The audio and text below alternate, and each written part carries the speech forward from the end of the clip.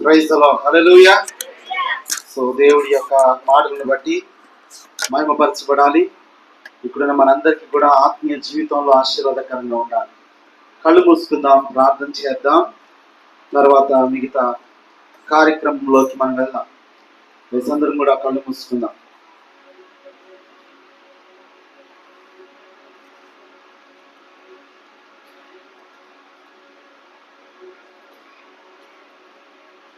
కనికర పూర్ణుడు అయిన మా పరమ తండ్రి, ఈరోజు మీరు మాకు ఇచ్చిన యొక్క జ్ఞాపకార్థ కూడికలో నీ ప్రియ కుమార్తెను జ్ఞాపకం చేసుకుంటూ ఇక్కడ ఉన్న మేమంతా కూడా కొన్ని నిమిషాలను స్తుతించడానికి, నీ మాట తెలుసుకోవడానికి మరొకసారి యొక్క అవకాశంలోకి మేము రావడానికి మీరు ఇచ్చిన నీ యొక్క కృపకై వందనాలు చెల్లిస్తూ ఉన్నాం.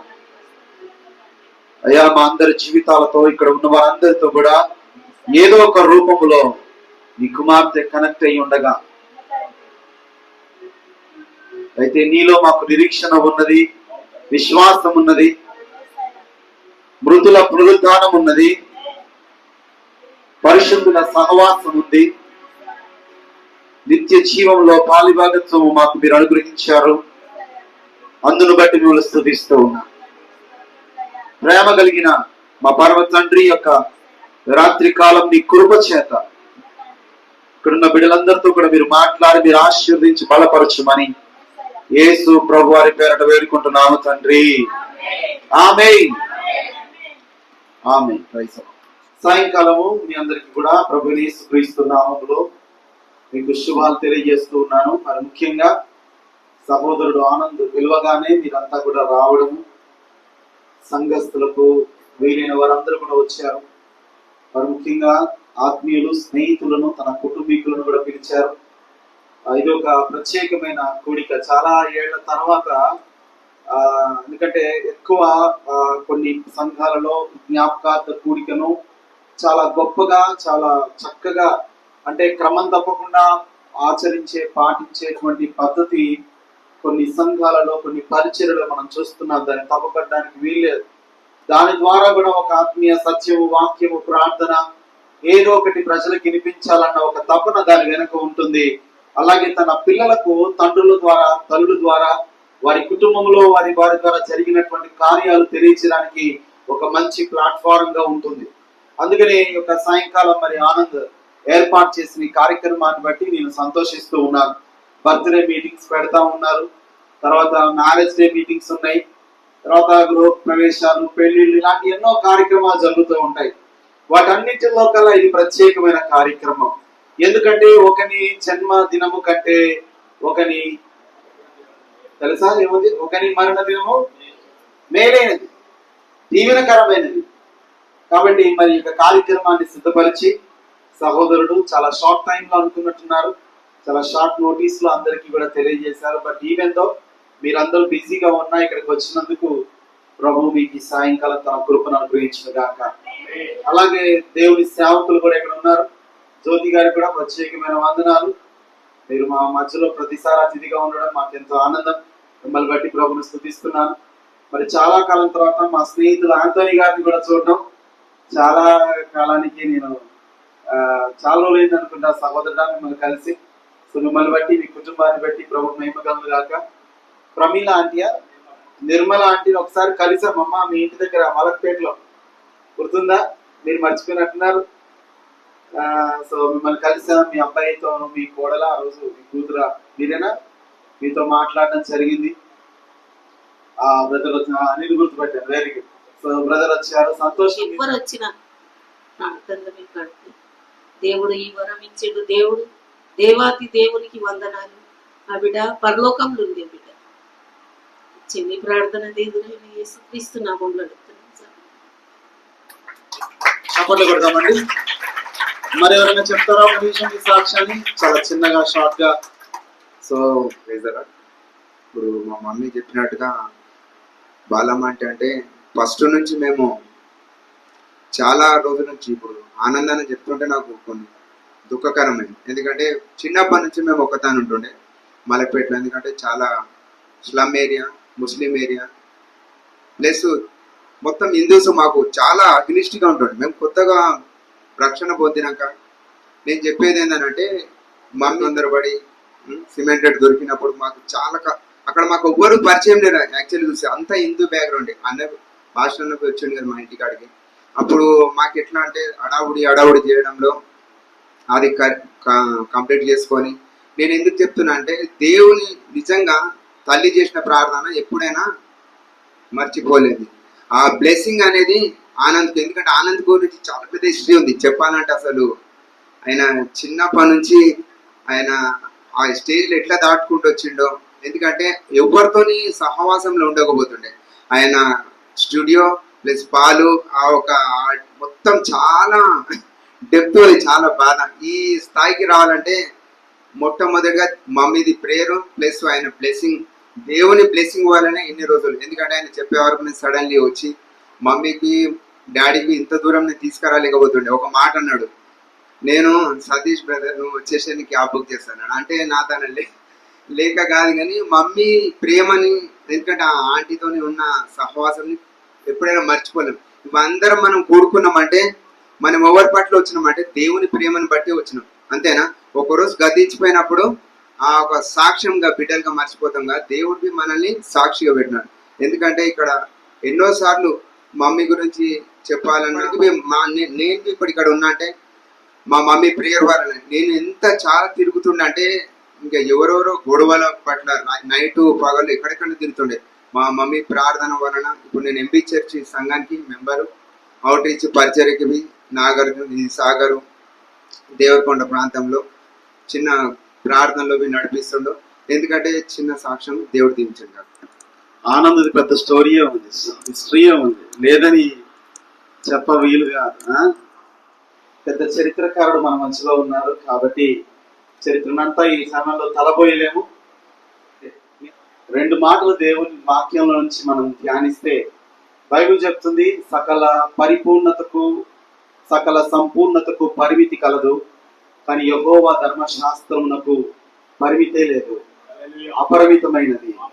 ఎప్పుడైతే దేవుని వాక్యం వెల్లడైనప్పుడు వెలుగు కలుగుతుందని వాక్యం చెప్తుంది కనుక, సో ఈ సమయంలో మరి ఒక 3 విషయాలు టకటగా నేర్చుకుందాం. ఈ కూడిక జ్ఞాపకార్థ కూడిక. జ్ఞాపకార్థ కూడిక అనగా జ్ఞాపకం చేసుకోవడం. వారితో మనకున్న అనుబంధము, వారితో మనకున్న సంబంధము, వారితో మనకున్నటువంటి విషయాలను మనం జ్ఞాపకం తెచ్చుకుంటూ ఉన్నాం. అయితే దేవుడు కూడా జ్ఞాపకం తెచ్చుకున్నాడు. బైబిల్లో అనేక సార్లు దేవుడు తన సేవకులను జ్ఞాపకం చేశాడు. ఆయనే పిలిచి, నా సేవకుడైన అబ్రహాము కోసం మీరు ఆలోచించారా? ఒకానొక సమయంలో నేను చెప్పినట్టుగా వాగ్దానము, ఒకప్పుడు నేను చేసినటువంటి ప్రమాణము నేను ఈరోజు జ్ఞాపకం తెచ్చుకుంటున్నాను అని దేవుడే తన వాక్యంలో జ్ఞాపకం తెచ్చుకున్నట్టుగా మనం చూస్తున్నాం. మనమే కాదు, దేవుడు కూడా జ్ఞాపకం తెచ్చుకుంటాడు. కొన్నిసార్లు అంటాడు, మీరు జ్ఞాపకం చేయండి నాకు అంటే మర్చిపోవడం అని కాదు ఆయన ఉద్దేశము. అయితే దేవుడు మనల్ని మర్చిపోలేదు. దేవుడు ప్రతి విషయంలో కూడా మన కొరకు ఒక ఆలోచన కలిగి ఉన్నాడు అనేది మనము అర్థం చేసుకోవాలి. మొట్టమొదటిగా యెషయా గ్రంథము 51వ అధ్యాయంలో తన సేవకుడైన అబ్రహాము గురించి దేవుడు ఏం చెప్తున్నాడో చూద్దాం. యెషయా గ్రంథము 51వ అధ్యాయము 1 నుంచి 2 వచనాలు. నీతిని అనుసరించుచు యెహోవాను వెదుకుచు నుండు వారలారా, నా మాట వినుడి. మీరు ఏ బండ నుండి చెక్కబడితిరో దాని ఆలోచించుడి. మీరు ఏ గుంట నుండి త్రవ్వబడితిరో దాన్ని ఆలోచించుడి. మీ తండ్రి అయిన అబ్రహాము సంగతి ఆలోచించుడి. మిమ్మల్ని కనిన సారాను ఆలోచించుడి. అతడు ఒంటరి అయి ఉండగా నేను అతనిని పిలిచి తిని అతనిని ఆశీర్వదించి అతనిని పెక్కు మంది అగునట్లుగా చేసి తిని. దేవుడు సాక్ష్యం, ఇక్కడ దేవుడు మాట్లాడుతున్న సాక్ష్యం. గిన్నెడు చన్నీళ్ళు ఇచ్చినా మర్చిపోని దేవుడు, ఉపకారములు మర్చిపోని దేవుడు, ప్రార్థనలు మర్చిపోని దేవుడు, పరిచర్యలు మర్చిపోని దేవుడు, త్యాగాన్ని మర్చిపోని దేవుడు, మనము ఏమి చేసినా మర్చిపోని దేవుడు ఆయన. ఆయనకు మర్చిపోవడం అంటూ తెలవదు. అయితే మనమే మర్చిపోతుంటాం. కొన్నిసార్లు మనం ప్రార్థన చేసి మర్చిపోతాం, కొన్నిసార్లు ఒకరికి సువార్త చెప్పి మర్చిపోతాం, కొన్నిసార్లు ఒకరికి మనం మేలు చేసి మర్చిపోతాం. అయితే దేవుడు మరలా వాటిని గుర్తు చేస్తాడు, జ్ఞాపకం చేస్తాడు. ఒకప్పుడు నువ్వు ప్రార్థన చేశావు, ఒకప్పుడు నువ్వు దేవుణ్ణి వెతికావు, ఒకప్పుడు దేవునితో గడిపావు, ఒకప్పుడు సువార్తకు కాలినడకతో వెళ్ళావు, ఒకప్పుడు చాలా మారుమూల గ్రామాలకు కూడా చీకటిలో ఒంటరిగా ఆడవాళ్ళైనా మీరు ప్రార్థనకు వెళ్ళారు అని దేవుడు జ్ఞాపకం తెచ్చుకుంటూ ఉన్నాడు. దేవునికి మన దీన స్థితి, హీన స్థితి అన్ని తెలుసు. మీరు ఏ బండ నుండి చెక్కబడ్డారో, ఆయన ఒక బండలాగా ఆకారం లేని వాడిగా ఉన్నప్పుడు దేవుడు ఆయనను తీసుకొని వచ్చి ఆయనని మలిచాడు, చెక్కాడు, అనేక మందికి తండ్రి ఇవ్వనట్లుగా దేవుడు చేశాడు. ఒక గుంట నుండి లేపబడ్డాడు ఆయన. మీకు తెలుసా మీ పూర్వీకుడు ఎవరో అని దేవుడు తన ప్రజలకు తన తండ్రి అయిన అబ్రహాము గురించి దేవుడు జ్ఞాపకం చేస్తున్నట్టుగా మనం చూస్తూ ఉన్నాం. దేవుడు జ్ఞాపకం తెచ్చుకుంటాడు. దేవుడు మర్చిపోయే అవకాశమే లేదు. ఇశ్రాయేలును మొరలు పెడుతున్నప్పుడు అబ్రహామునకు చేసిన ప్రమాణాన్ని జ్ఞాపకం తెచ్చుకున్నాడు. వాళ్ళకు విమోచనను దేవుడు కలగజేయడానికి ఒక మోషేను పంపించాడు ఆయన. మనం అర్థం చేసుకోవాలి. మనమే కాదు, దేవుడు కూడా జ్ఞాపకం తెచ్చుకుంటాడు. అందుకనే మీ ప్రార్థనలు అన్ని ఆయన గ్రంథములో లిఖితమయ్యాయి. మీ కన్నీరంతా కూడా ఆయన బుడ్డిలో దాచబడింది. మీ సంచారములన్నీ ఆయన లెక్కించుచున్నాడు. ఏమి లేదు చెప్పండి, ప్రతి రికార్డ్ ఆయన దగ్గర ఉంది. ప్రతి విషయము ఆయన దగ్గర చాలా ఏమంటారు క్లియర్ గా రికార్డెడ్ గా ఆయన దగ్గర ఉంది. ఇక రెండో విషయాన్ని మనం గమనిస్తే, దేవుని కార్యాలను మనం జ్ఞాపకం తెచ్చుకోవాలి. అనేక సార్లు మన జీవితంలో కొన్ని కార్యాలు జరుగుతాయి, కానీ మనం అనుకున్న టైంలో జరగవు, కోరుకున్న టైంలో జరగవు, ఎక్స్పెక్ట్ చేసిన టైంలో జరగవు. అయితే దేవుని యొక్క కార్యములను జ్ఞాపకం తెచ్చుకోవడము చాలా ప్రాముఖ్యం. అది ఎలాగంటారా, చిన్న కుర్రోడుగా వయసులో ఉన్న అబ్బాయిగా ఉన్నప్పుడు గొలియాతు వచ్చి ఎదురుకుండా నిలబడితే ఎవరు కూడా ఓడించలేని పరిస్థితిలో దావీదు నేను వెళ్ళి గొలియాతును ఓడిస్తానన్నాడు. అప్పుడు సౌలు అడిగిన ప్రశ్న ఏమిటంటే, నువ్వు బాలుడవు కదా, నీకు యుద్ధాభ్యాసము లేదు కదా, వారంటే యుద్ధాభ్యాసం బాల్యం నుండే చేశాడు, నీ దగ్గర ఆయుధాలు లేవు, ఆయుధాలు ధరించే శక్తి లేదు, సామర్థ్యం లేదు, ఎలా వాడిని ఎదుర్కొంటావు అని అడిగినప్పుడు దావీదు ఏమన్నాడంటే, నేను ఒకప్పుడు మందలో గొర్రెలను మేపుతూ ఉండగా అడవిలో ఒక ఎలుగుబంటి వచ్చింది. ఎలుగుబంటి అది పట్టుకొని వెళ్ళిపోతున్నప్పుడు నేను ఎదురు వెళ్ళి ఆ ఎలుగుబంటి చేతిలో నుంచి గొర్రె పిల్లని నేను తెప్పించుకొని తీసుకొచ్చాను. ఒకసారి సింహం వచ్చింది, దాన్ని చీల్చివేశాను. అప్పుడు దేవుడు గొర్రెను తప్పించాడు. ఎలుగుబంటి చేతిలో నుండి తప్పించిన వాడే, సింహపు చేతిలో నుండి తప్పించిన వాడే ఈ గొలియాతు చేతిలో నుండి కూడా నన్ను తప్పిస్తాడు. దేవుని కార్యాలను జ్ఞాపకం తెచ్చుకోవాలి. ఇది ఎంతో విలువైంది. చాలాసార్లు మన డిసప్పాయింట్మెంట్ గొప్ప శత్రువు. సాతాను అనేక సార్లు మనం వాడి పేరు తెలుస్తాం, కానీ వాడి పని చేసే ప్రయోగం ఎలా ఉంటుందో తెలుసా? డిసప్పాయింట్మెంట్. నీ జీవితంలో ఒక నిరుత్సాహాన్ని ప్రవేశపెట్టి నువ్వు కృంగిపోయినట్టుగా, ఇంత ప్రార్థన చేసాం, ఇంత వెతికాం, ఏం జరిగింది, ఇన్నేళ్లుగా దేవుణ్ణి నమ్ముకొని వెంబడిస్తున్నాం, ఏం జరిగింది, ఒక నిరుత్సాహాన్ని ప్రవేశపెడతాడు. అయితే గుర్తుపెట్టుకో, ఇంతకు ముందు ఆల్రెడీ నీ దేవుడు నీ జీవితంలో పనిచేశాడు. ఇంతకు ముందు నువ్వు దేవుని శక్తిని చూసావు, ఇంతకు ముందు దేవుని వరాన్ని రుచి చూసావు, ఇంతకు ముందు సువార్త శక్తిని చూసావు, వాక్య ప్రభావాన్ని చూసావు, ప్రభు యొక్క తాకిడి నీ జీవితంలో ఉంది. అది ఒక్కసారి జ్ఞాపకం తెచ్చుకో, మరలా నీకు దేవుడు నూతన బలాన్ని ఇస్తాడు ఆయన. ఈ క్రమంలోనే పరిశుద్ధులను జ్ఞాపకం తెచ్చుకుంటూ ఉన్నారు. నీతిమంతుని జ్ఞాపకం చేసుకోండి అని చెప్పి చక్కని వాక్యం రాసి పెట్టారు. జ్ఞాపకం చేసుకోవడంలో తప్పులేదు. ఎన్నో పాపులను జ్ఞాపకం చేసుకుంటున్నాం, లోకములో ఉన్నటువంటి గొప్ప వ్యక్తులను జ్ఞాపకం తెచ్చుకుంటున్నాం. లోకంలో వాళ్ళు ఇలా చేశారు, ఒకప్పుడు అలా చేశారని ఎన్నో కథలు, మనం అనేక విషయాలు జ్ఞాపకం తెచ్చుకుంటున్నప్పుడు దేవునిలో ఉన్న ఒక పరిశుద్ధుని జ్ఞాపకం తెచ్చుకోవడం తప్పేమీ కాదు. తెచ్చుకోవాలి. అలా తెచ్చుకోబట్టే వాళ్ళ విశ్వాసం ఏంటో మనకు అర్థమవుతుంది. వాళ్ళు వెళ్ళినటువంటి గాఢాంధకార లోయల్లో దేవుడిపై ఎలా ఆధారపడ్డారు.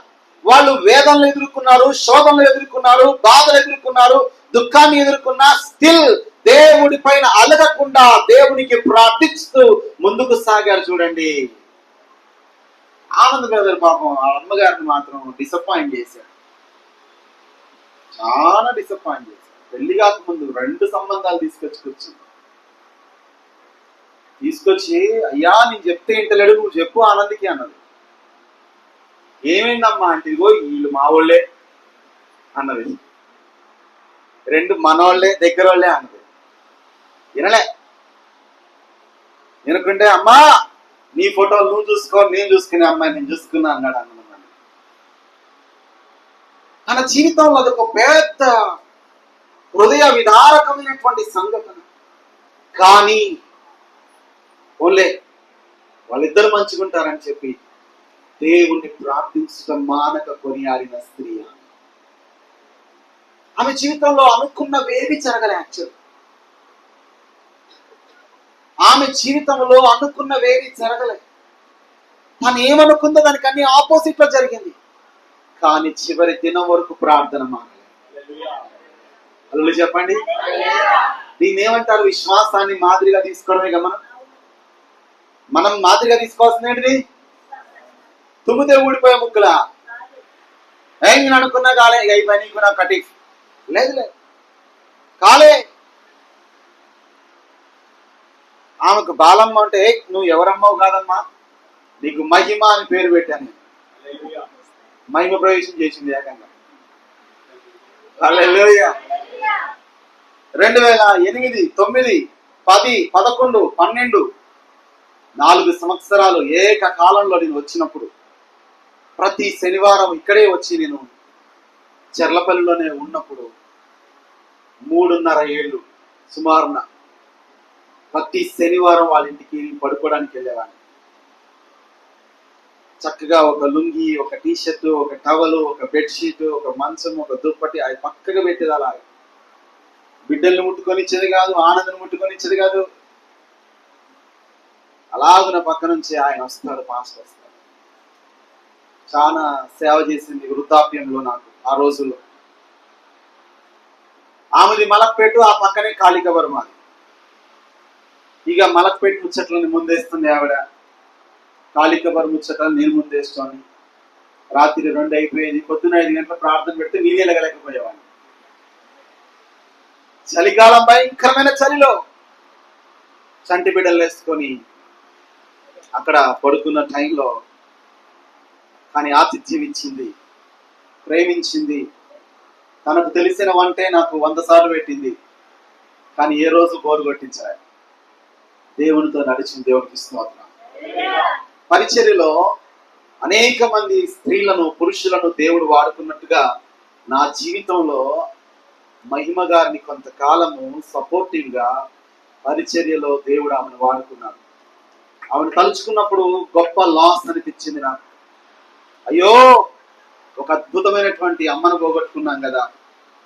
జనరల్గా అందరూ చనిపోతాం, మనకు తెలుసు, మీరు అందరం చనిపోతాం. కానీ అయ్యా అనే మాట ఇప్పటికీ చెవుల్లో మోగుతుంటారు కదా. మీ అందరిలో కూడా చాలా నెమ్మదిగా, పొందిగ్గా, కంగారు ఏమీ లేకుండా ఒకటే లెవెల్ ఆఫ్ వాయిస్ లో ఎప్పుడు వెళ్ళినా అదే బాణి, అదే స్వరం. వచ్చావమ్మా, వచ్చావయ్యా, లేదు నాన్న, లేదు నాయన, ఇదే డైలాగ్స్ వచ్చేవి. కానీ ఆత్మీయంగా ఆమె కొన్ని అడుగు జాడలు వదిలిపోయింది. కుటుంబానికి, ఈ సంఘానికి, తన స్నేహితులకు, బైబిల్ ఏం చెప్తుంది? ఇంత గొప్ప సాక్షి సమూహము మేఘము వలె మనల్ని ఆవరించినందున మనము కూడా ప్రతి భారమును సులువుగా చిక్కులు పెట్టు పాపమును విడిచిపెట్టి విశ్వాసమునకు కర్తయు దాన్ని కొనసాగించువాడైన యేసు వైపు చూచుచు ముందుకు వెళ్ళాలని చెప్పారు కదా దేవుడు. ఈ విశ్వాస వీరులలో అమ్మ కూడా నిలబడింది. కొన్నిసార్లు గునిగేది, సిరిగే, అయినా కూడా మనసు మరలా తిప్పుకునేది. సహజమే, మనందరి జీవితంలో ఈ సహజమైన విషయాలే. కోపము, బాధ, దుఃఖము, గుణుగుడు, సనుగుడు వచ్చినా దానిలో కంటిన్యూ కాకుండా తప్పించబడడం అనేది గొప్ప కృప. కొందరు ఎల్లకాలం తిష్టేసి కూర్చుంటారు స్లాబ్ ఇల్లు కట్టుకున్న దానిలోనే. అలాంటి వాళ్ళకి గుడారాలే బెటర్. ఎప్పుడంటే అప్పుడు పీకేయచ్చు దేవునికి స్తోత్రం.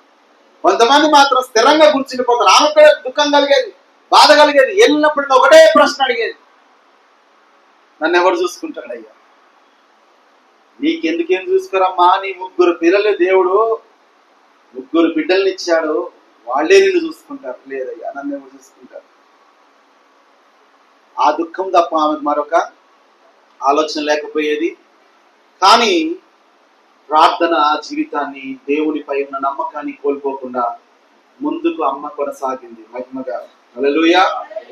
చక్కగా రెడీ, పిల్లలు చంటి బిడ్డలున్నా, ఎండాకాలం, చలికాలం, వర్షాకాలం కూడా సిద్ధపరచుకొని 9 గంటలకు 9:30కు చేర్చుకొచ్చి కూర్చునేది. ఆనందే లేట్గా వెళ్ళేవాడు తప్ప ఆమె ముందే కూర్చున్నది. డ్యూటీ పెట్టేది అనమాట. పొద్దున్నే తీసుకోపోవాలా, పొద్దున్నే డ్యూటీ పెట్టేది. సాయంత్రం ఎటుపోయినా సరే సాయంత్రం 1-2 తీసుకెళ్ళాలి, లేదంటే నెక్స్ట్ డే రోజు పెద్ద వారేది. కానీ ఇంతటి ఆత్మీయతలో కూడా ఈ ఇంటికి వచ్చేటప్పటికి అమ్మ లేదు అన్న దుఃఖంతో ఆనందం రావడం జరిగింది. అమ్మ లేకపోవచ్చు కానీ అమ్మ చేసిన ప్రార్థనలు ఇంటికి వచ్చాయి. హల్లెలూయా.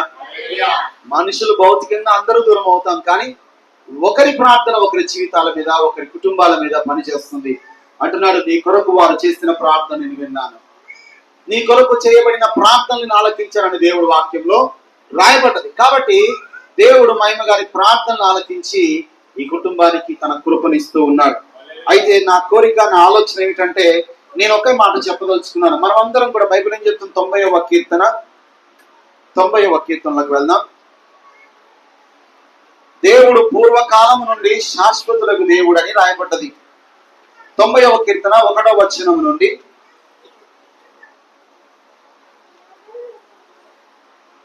ప్రభువా, తరతరముల నుండి మాకు నివాస స్థలము నీవే.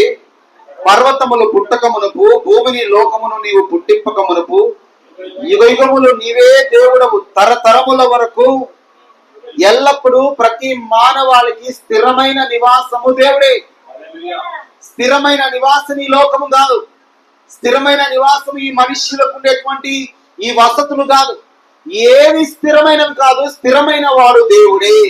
పూర్వకాలము నుండి శాశ్వతులకు దేవుడు, నిత్యులకు దేవుడు, అనంత కాలము నుండి ఆయన ఏకరీతిగా ఉన్న దేవుడు. ఎవరినైనా అకామిడేట్ చేయగలిగిన వాడు, ఎంత మందినైనా తన ఇంటిలో చేర్చుకోగలిగిన వాడు, ఎందరినైనా పోషించగలిగిన వాడు, ఎందరినైనా భద్రపరచగలిగిన వాడు, స్వస్థపరచగలిగిన వాడు, కాపాడగలిగిన వాడు, కృపనిచ్చి వారి జీవితాలకు నడిపించగలిగిన వాడు. ఆయనే శాశ్వతమైన దేవుడు. ఆయన మనుషులుగా మనకు తాత్కాలికమైన గుడారాలు ఉన్నాయి. మనుష్యులుగా మనకు కొంతకాలం ఉండేటువంటి ఇళ్ళు ఉన్నాయి. అది లోకం కావచ్చు, మన దేహం కావచ్చు. కానీ దేవుడు అంటున్నాడు, నువ్వు శాశ్వతమైన గృహానికే రావాలి ఎప్పటికైనా. ఎందుకంటే నేను శాశ్వతమైన తండ్రిని. ఈ లోకంలో ఇక్కడ ఉన్నటువంటి అమ్మ, నాన్న, డాడీ అందరం కూడా మనం ఒక తాత్కాలికమైనటువంటి పాత్రలు పోషిస్తూ ఉన్నాం. కానీ ఒక్క దేవుడు మాత్రమే ఎప్పుడు ఏకకాలముగా ఒకే పాత్ర పోషిస్తున్నాడు. పరమ తండ్రిగా మన కొరకు ఎదురు చూస్తూ ఉన్నాడు ఆయన. అందుకే అంటున్నాడు, భూమిని పుట్టించకమునకు నీవు ఉన్నావు, యుగములకు నీవే దేవుడవు. 3వ వచనం, నీవు మనుష్యులను మంటికి మార్చుచున్నావు, నరులారా తిరిగి రండని నీవు సెలవిస్తున్నావు. రావాలి, మీరు ఎప్పటికైనా రావాల్సిందే, ఏ రోజుకైనా రావాల్సిందే. 1000 ఏళ్ళు ఉండాలనుకున్నాడు దేవుడు, కానీ మనుషులు ఉండలేని పరిస్థితి. చాలా తక్కువగా చనిపోయారు. నోవా కాలం వరకు కూడా ఆయుష్ చాలా ఎక్కువ ఉండేది. జల ప్రళయం తర్వాత 120 ఏళ్లకు దేవుడు కుదించాడు. 20 సంవత్సర కాలం గడుస్తున్నప్పుడు దేవుడు అన్నాడు, ఒరే ఇంకా పాప ఎక్కువ చేస్తున్నారా, ఇంకా ఇష్టానుసారం బతుకుతున్నారా, ఇంకా నీకు నచ్చినట్టు బతుకుతున్నారా అని చెప్పి దేవుడు ఇంకా ఆయుష్ 80-70 ఏళ్ళు ఎక్కువ దించాడు. అంటే ఆయుష్ అనేది తగ్గుతానే ఉంది తప్ప ఎక్స్టెండ్ అవడం లేదు. ఇలాంటి పరిస్థితుల్లో మనం ఎక్కడో ఒక దగ్గరికి వెళ్ళాలి కదా, ఏదో ఒక చోటుకైతే వెళ్ళాలి కదా. అందరూ చనిపోతున్నారు కదా. ఒక బాలీవుడ్ ఒక మ్యూజిక్ డైరెక్టరు విజయ్ బెనడిక్ అని చెప్పి చాలా పాపులర్, 80s లో 90s లో చాలా సినిమాలకు ఆయన మ్యూజిక్ ప్రొడ్యూస్ చేశాడు. అలాంటి ఆయన ఏం చేశాడంటే, తన తమ్ముడు చనిపోయాడు ఒక రోజు. తమ్ముడు చనిపోయినప్పుడు ఎంతో చాలా ప్రేమ ఆయనకి తమ్ముడు అంటే. తమ్ముడు చనిపోయాడు, కానీ చనిపోయిన తమ్ముడిని చూడటం కూడా, అంటే చూసి తట్టుకోలేనంత బాధలో ఉన్నాడు ఆయన. అందరూ అక్కడ తీసుకొని వెళ్ళారు, సమాధి దగ్గరికి తీసుకొని వెళ్ళారు. అతన్ని పోల్చి వేసినప్పుడు నా తమ్ముడు ఇక్కడితోనే వెళ్ళిపోయాడా, ఇంకెక్కడికన్నా వెళ్ళాడా అని ఒక ఆలోచన ఆయనకు వచ్చింది. ఎక్కడికి వెళ్ళాడు, ఎలా వెళ్ళాడు, వెళ్తే ఏం చేస్తున్నాడు అని ఆలోచన తన జీవితాన్ని అతలాకుతలం చేసినప్పుడు అతనిదికి సువార్త వెళ్ళింది.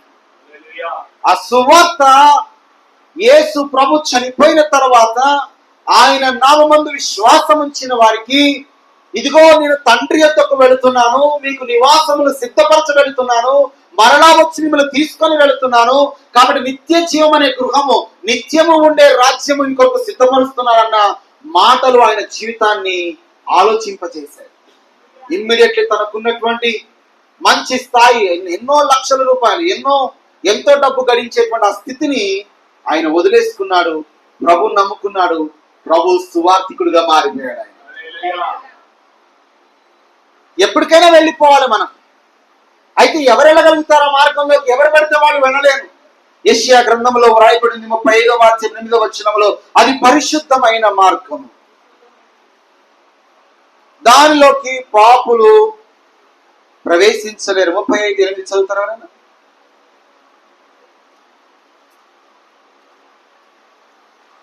యెషయా గ్రంథం 35:8 అక్కడ దారిగానున్న రాజమార్గము ఏర్పడును, అది పరిశుద్ధ మార్గమనబడును, అది అపవిత్రులు పోకూడని మార్గము, అది మార్గమునకు పోవారికి. చూడండి, ఎవరు పోలేని మార్గం అది. అపవిత్రులు పోలేని మార్గం, వెళ్ళగలిగిన మార్గం కాదు అది. అక్కడికి వెళ్ళలేరు. అయితే అపవిత్రతకి ఏం కలగాలి? పరిహారం కలగాలి. మీకా రాసిన గ్రంథము 7వ అధ్యాయంలో అంటున్నాడు, క్షమించండి, 32వ కీర్తన గ్రంథం 32వ కీర్తన ఒకటి వచ్చింది కదండి. 32:1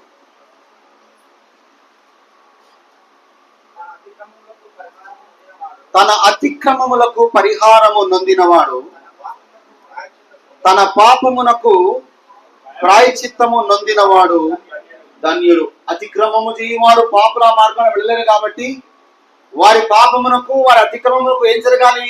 పరిహారము జరగాలి. చెప్పండి గడిగా, ఇంకొకసారి చెప్పండి. ఎలా జరుగుతుంది పరిహారము? మీకా 7వ అధ్యాయంలో అంటున్నాడు ప్రవక్త, నేను ఏమి చేసినా నా విషయంలో పరిహారం జరగదు. మీకా రాసిన గ్రంథం తీయండి 7వ అధ్యాయం 6వ వచనం నుంచి.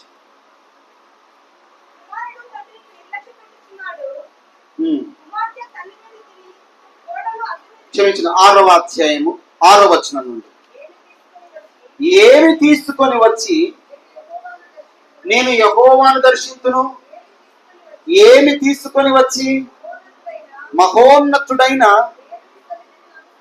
దేవుని సన్నిధిలో నమస్కారము చేతును, దహన బలులను, ఏడాది దూడలను అర్పించి దర్శించునా, వేల కొలది పొటేళ్లను, వేలాది నదులంతా విస్తారమైన తైలమును ఆయనకు సంతోషము కలిగించిన, నా అతిక్రమమునకై నా జ్యేష్ఠ పుత్రునిత్తున,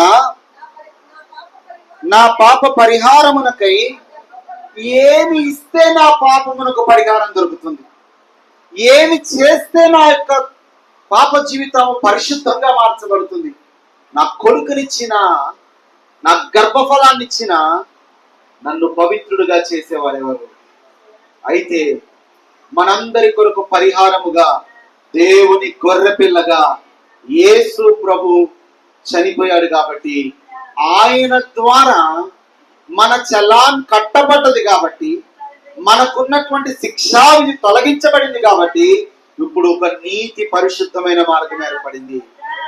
ఇప్పుడు ఆయన నామందు విశ్వాసం ఉంచిన వారికి చనిపోయినా బాధ లేదు, భయం లేదు. ఎందుకంటే వారి ఆత్మ దేవుని దగ్గరికి వెళ్తుంది. దేవునికి స్తోత్రాలు. హల్లెలూయా. అయితే మన ఆయుష్కాలం ఎంత? ఉన్నంత కాలం ఎలా ఉంటాము? పొద్దున్నే వికసించి సాయంత్రం వాడిపోయే గడ్డిలా ఉంటాం. అందమంతయు, నరుని అందమంతయు గడ్డి పువ్వుతో పోల్చబడి, ఎంత అందగాళ్ళైనా సరే, ఎంతటి ఐశ్వర్యవంతులైనా సరే, ఎంతటి మేధో సంపత్తి కలిగిన వారైనా సరే, ఎంతటి పలుకుబడి ఉన్న వారైనా సరే, వారి అందం అంటే కేవలం ఔటర్ బ్యూటీ మాత్రమే కాదు, వాళ్ళ జీవితం అంతయు ఒక పువ్వుతో పోల్చబడ్డది. అది పొద్దున్నే వికసిస్తుందట, సాయంత్రం కల్లా వాడిపోతుంది. అంటే ఏంటి? ఎవరి జీవితమైనా ఒక దగ్గర ఏమవుతుంది? ఎండ్ అవుతుంది. ఆ తర్వాత కోసం మాట్లాడేదే బైబిల్. ఇక్కడ బాగానే ఉన్నాం, ఇక్కడ సంతోషంగానే ఉన్నాం, సంతోషమే. దాని తర్వాత ఏం జరుగుతుంది అన్నది చెప్పేది బైబిల్. దానికోసం మాట్లాడుతుంది. నరులారా తిరిగి రండని యెహోవా సెలవిస్తున్నాడు. ఇంకొక వాక్యం ఉంది తెలుసా? నా ఆయుష్ ఎంతో చెప్పయ్యా, అసలు నా జీవితం ఎంత అల్పమైందో తెలియచేయ్యా. 90వ కీర్తనలోకి రండి, 10, 11 చదవండి ఒకసారి. అయిపోయింది. మిమ్మల్ని వదిలేస్తాను, కానీ వదిలేసే ముందు ఒక ఆలోచనతో వదిలేస్తాను. 10వ వచనం, మా ఆయుష్కాలం అంతయు 70 సంవత్సరములు, అధిక బలమున్న ఎడల 80 సంవత్సరములగును. అయినను వాటి వైభవము ఆయాసమే, దుఃఖమే, అది త్వరగా గతించును, మేము ఎగిరిపోదము. 12వ వచనం చదవండి. మాకు జ్ఞాన హృదయము కలుగునట్లుగా చేయుము, మా దినములు లెక్కించుట నేర్పించుము. 39వ కీర్తన 4వ వచనం.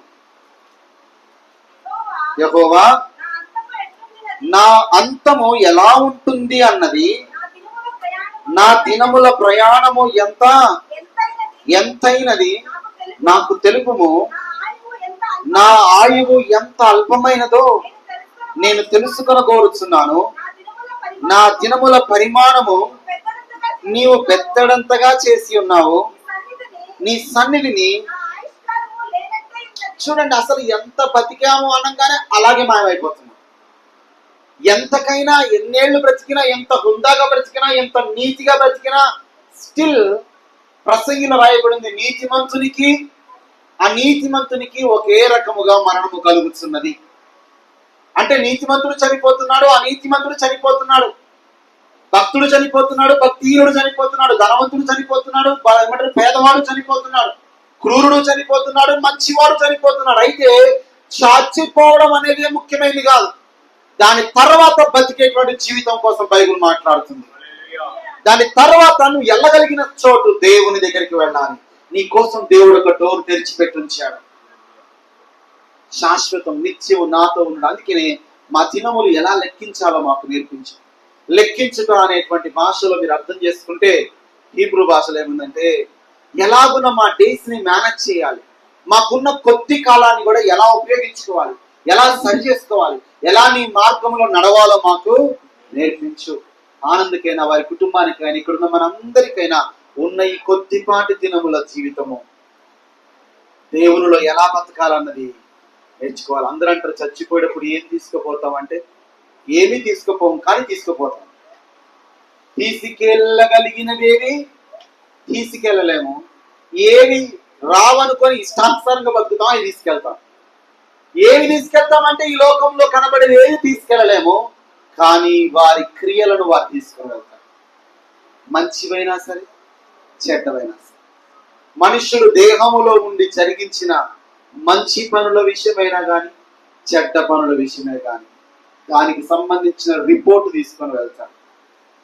రిపోర్ట్ మాత్రం తీసుకొని వెళ్తాను. అయితే దేవుని సన్నిధిలో నీకు నాకు మంచి రిపోర్ట్ రావాలని యేసు ప్రభు పాత రిపోర్ట్ను చించిపడేసి ఒక నూతన సజీవమైన మార్గాన్ని ఏర్పాటు చేశాడు. హల్లెలూయా. నూతనమైనది, సజీవమైనది, ఫలము కలిగిన ఆయన మార్గము, ఆయన శరీరం అనే ఒక తెర ద్వారా మనకు ఒక మార్గాన్ని ఏర్పాటు చేశారు. కనుక అందరం కూడా ఆలోచించాల్సిందిగా, ఇంకా మహిమ గారితో మీకున్నటువంటి అనుబంధాన్ని అది ఆత్మీయంగా తీసుకోవాల్సిందిగా, భౌతికంగా ఎవరిని తీసుకోలేము, కానీ ఒక ఆత్మ సంబంధమైన మాటలుగా తీసుకోవాల్సిందిగా ప్రభు పేట కోరుతూ, ఈ సమయంలో మనం తలలో వచ్చినట్లయితే కళ్ళు మూసుకుందాం, ప్రార్థన చేసుకుందాం. ఒక నిమిషం ఎవరికి వారు ఆలోచిస్తాం. మరి మహిమ గారు చనిపోయే చివరి క్షణము వరకు కూడా, నానా నేను ఈరోజు దేవుడు నన్ను పిలుస్తున్నాడు, నేను దేవుడి దగ్గరికి వెళ్తున్నాను అనే ధైర్యము, నిశ్చయత, నిర్ణయం ఆమె జీవితంలో మనకు కనబడింది.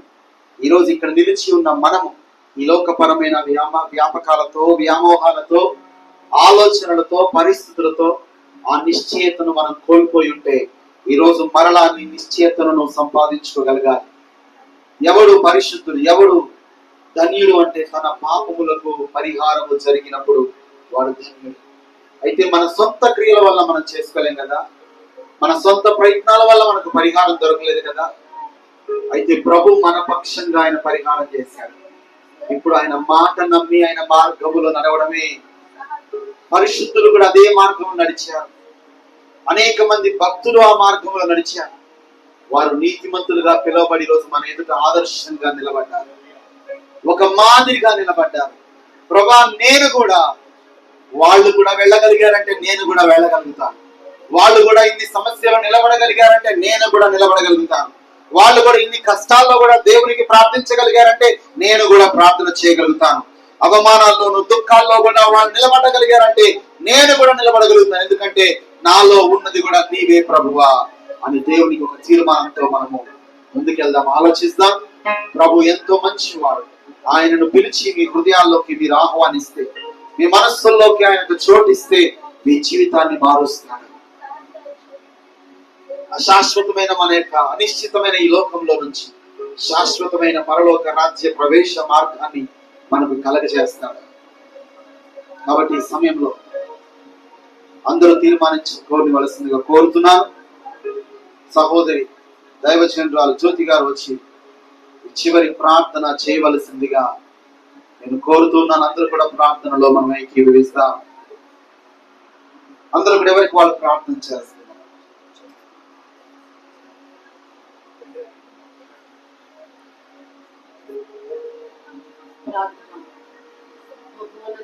మహాగణమైన మా ప్రభువా, మీకే స్తోత్రములు, వందనములు చెల్లిస్తూ ఉన్నాం.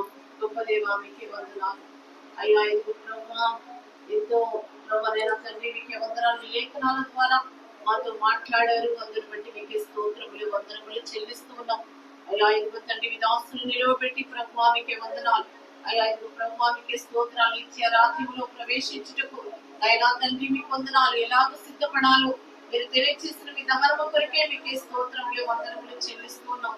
భూమి మీద మాకు ఉన్నప్పుడు ప్రభువా, మాకు ఆయుష్కాలం ఉన్నప్పుడే ప్రభువా నేను తండ్రి మా జీవితాన్ని కట్టుకునడానికి మీరు మాకు సహాయం చేయండి. కృప చూపమని అడుగుచున్నాము ప్రభువా. మీకే స్తోత్రములు, వందనములు చెల్లిస్తున్నాను. ఏ ఒక్కరూ తప్పిపోకుండా ప్రభువా అయా ఇదిగో ప్రతి పాపములకు ప్రాయశ్చిత్తము కలిగి అయా పరిహారములు ఉంది ప్రభు. నా తండ్రి మీకే స్తోత్రములు ప్రభువా. జీవించు నైనా తండ్రి ఆత్మీయ జీవితంలో తప్పిపోకుండా తండ్రి నైనా మీకే వందనాలు. ప్రతి ఒక్కరూ కట్టబడడానికి మీరే సహాయం చేయండి. చూపి మీరే మహిమ పొందుకోమని అడుగుచున్నాను దేవా. మీకే స్తోత్రములు, వందనములు చెల్లిస్తూ ఉన్నాం ప్రభువా. ఆయన ఇదిగో తండ్రి అనేక విషయాలు మీరు మాతో మాట్లాడుతూ వచ్చారు ప్రభా. ఆయన మమ్మల్ని మేము కట్టుకునడానికి మీరే సహాయం చేసి కృప చూపి మీరు సిద్ధపరిచి మహిమ పొందుకోమని అడుగుచున్నాను. అలాగే ప్రభా ఆనందరి తండ్రి నేను తన భార్య మీ చేతులకు అప్పగిస్తూ ఉన్నాం. మీరే దీవించి ఆశీర్వదించండి ప్రభా. ఆయన వారి తల్లి గారు చేసినటువంటి ప్రార్థన అయ్యా ఇదిగో ప్రభువానికి వందనాలు. ఈ స్థితిలో వారిని నిలబెట్టినందుకే మీకే స్తోత్రాలు, వందనాలు చెల్లిస్తూ ఉన్నాము ప్రభు. నాయన ఇదిగో తండ్రి మీకే వందనాలు. వారి ప్రార్థనలు ఎల్లప్పుడూ ఆ కుటుంబానికి ప్రభు నేను తండ్రి మీకే స్తోత్రాలు. మాపుగా మీరు ఇచ్చినందుకే మీకే వందనములు చెల్లిస్తూ ఉన్నాము తండ్రి. మీకే స్తోత్రములు, వందనములు ప్రభు నేను తండ్రి. బిడ్డను రక్షణలోనికి నడిపించుకోవడానికి నాయన ఇదిగో దినవంతు ప్రభు విస్తరణలో కూర్చుండబెట్టడానికి ప్రభు నేను తండ్రి ఆ తల్లి గారికి మీరు ఇచ్చినటువంటి గొప్ప అవకాశములు బట్టి మీకే స్తోత్రములు, వందనములు చెల్లిస్తూ ఉన్నాను తండ్రి. అలాగే ప్రభా మాధవికి మంచి ఆరోగ్యమును మీరు దయచేసి మీ కృపలో భద్రపరిచి మీరు మహిమ పొందుకోమని అడుగుతున్నాం తండ్రి. మీకు స్తోత్రాలు నైనా, మీకే వందనాలు ప్రభా. వారిని ప్రేమించి ఇచ్చిన ముగ్గురు బిడ్డలను మీరు దీవించి ఆశీర్వదించండి, వారికి మంచి భవిష్యత్తుని ఇవ్వండి. అయినా మీకే వందనాలు. ఆ కుటుంబానికి ప్రభా అయ్యా ఇదిగో తండ్రి, ఆ తల్లిదండ్రులు లేని లోటు ఎంతో ఉంది, అయినప్పటికీ ప్రభా మీరే ఆదరిస్తూ ఈ 3 సంవత్సరాలు అయ్యా బిడ్డలు కాపాడుతూ వచ్చారు. అందరు బట్టి మీకే స్తోత్రంలో వందనంలో చెల్లిస్తూ ఉన్నాము తండ్రి. ఇంకా ప్రభాలైన తండ్రి వారి ప్రార్థనలు అయ్యా ఇదిగో ప్రభాలైన తండ్రి నైనా మీకే వందనాలు. అయ్యా ఇదిగో తండ్రి సాక్షాత్తుగా ఉండడానికి ఇదే సహాయం చేసి మహిమ తెచ్చుకోమని అడుగుతున్నాం ప్రభా. మీకే స్తోత్రములు వందనములు చెల్లిస్తూ ఉన్నాము తండ్రి. ఆయన ఈ కూడికను ప్రభా దీవెనకరంగా ఆశీర్వదకరంగా మీరు జరిగించినందుకే మీకే స్తోత్రములు వందనములు. మీ దాసులు చేస్తున్నటువంటి పరిచర్యలు మీరే దీవించి ఆశీర్వదించండి, ఇంకా అధికంగా మీరు బలపరిచి ప్రభాన తండ్రి. నైనా మీకే స్తోత్రాలు. సంఘ సరిహద్దులను విశాలపరిచి ప్రభా రాబోయే దినాల్లో ప్రభు తన నామమునకు మహిమకరంగా నైనా తన వృద్ధి పరిచి మహిమ తెచ్చుకోబడి కూడి వచ్చిన ప్రతి ఒక్కరిని దీవించి ఆశీర్వదించున్నాను. సమస్త మహిమ ఘనత ప్రభావములు మీకు ఆరోపించుకుంటూ యేసు పరిశుద్ధ నామమున అడిగి పొందుకొని ఉన్నాము తండ్రి. అందరూ కూడా కళ్ళు మూసుకున్నాం. మన పరమ తండ్రి అయిన దేవుని ప్రేమ, ప్రభువైన యేసు క్రీస్తు వారి యొక్క కృప, పరిశుద్ధాత్మ దేవుని యొక్క అన్యోన్య సహవాసం ఈ రోజు ఈ కోడికను ఏర్పాటు చేసుకున్న ఆనంద్ కుటుంబానికి, ఆయనకు, ఆయన బిడ్డలకు, ఆయన భార్యకు, వచ్చినటువంటి ప్రతి ఒక్క బంధుమిత్రులకు, స్నేహితులకు, దేవుని సంఘమునకు, సకల పరిశుద్ధులకు సదాకాలము తోడై ఉండునుగాక. ఆమేన్.